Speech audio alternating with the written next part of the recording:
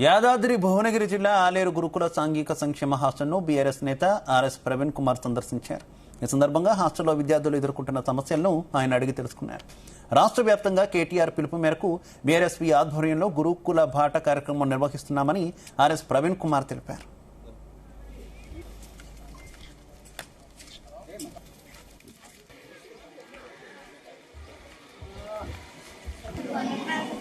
గత వారం రోజుల నుంచి కేటీఆర్ గారి ఆదేశాల మేరకు జరుగుతున్న గురుకుల బాట కార్యక్రమంలో ఈరోజు ఆలేరులో ఉండే ఈ సాంఘిక సంక్షేమ గురుకుల కళాశాలకు రావడం జరిగింది. విద్యార్థులందరితో కూడా మాట్లాడడం జరిగింది. తర్వాత వాళ్ళకి ఎలాంటి భోజన వసతులు కల్పిస్తున్నారనేది కూడా చూడడం జరిగింది. అలాగే విద్యార్థులకు కొన్ని సమస్యలు ఉన్నాయి. ముఖ్యంగా మెనూ ఛార్జీలు కాస్మెటిక్ ఛార్జీలు, తర్వాత స్పోర్ట్స్ డ్రెస్ ఇవన్నీ రాలేదని విద్యార్థులు చెప్పడం జరిగింది. వాళ్ళందరూ కూడా స్కూల్కి ఇంకేమైనా అడిషనల్ సదుపాయాలు కావాలంటే ప్రభుత్వం నుంచి వచ్చినా రాకపోయినా తప్పకుండా మేము అందరం భిక్షాటన చేసైనా కూడా ఈ పిల్లలను కాపాడుకుంటాం. ఆ విధంగానే స్కూల్ అంతా డెవలప్ అయింది. ఒకప్పుడు ఈ పరిస్థితిలో ఉండేది కాదు ఈ స్కూల్.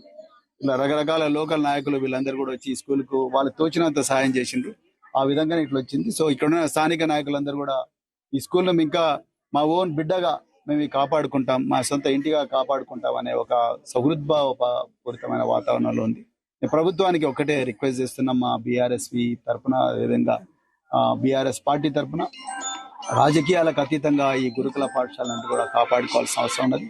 అంతే తప్ప మీరేదో ప్రతి చోట సమస్య జరుగుతున్న, ప్రతి చోట విషాహారం సమస్య ఉంటే అక్కడ ప్రవీణ్ కుమార్ కుట్ర చేస్తున్నాడు, లేకపోతే కేటీఆర్ కుట్ర చేస్తున్నాడు అనే అసంబద్ధమైన నిరాధారమైన ఆరోపణలు చేయకుండా ఈ విద్యార్థులను ఏ విధంగా కాపాడుకోవాలి, పార్టీలకు అతీతంగా ఏ విధంగా కాపాడుకోవాలి, తెలంగాణకు ఒక బంగారం లాంటి తరం ఇది, ఆ తరాన్ని ఏ విధంగా కాపాడుకోవాలి అన్న ఉద్దేశంతో ఈ బిడ్డలు మన కన్న బిడ్డలు లాంటి వాళ్ళు ఏ విధంగా కాపాడుకో, వాళ్ళని ఎంత ప్రయోజకులు చేయాలనే దాని మీదనే ఈ రోజు ఈ గురుకుల బాట అనే కార్యక్రమం పెట్టడం జరిగింది. గత వారం రోజుల నుంచి కేటీఆర్ గారి ఆదేశాల మేరకు జరుగుతున్న ఈ గురుకుల బాట కార్యక్రమంలో ఈరోజు ఆలేరులో ఉండే ఈ సాంఘిక సంక్షేమ గురుకుల కళాశాలకు రావడం జరిగింది.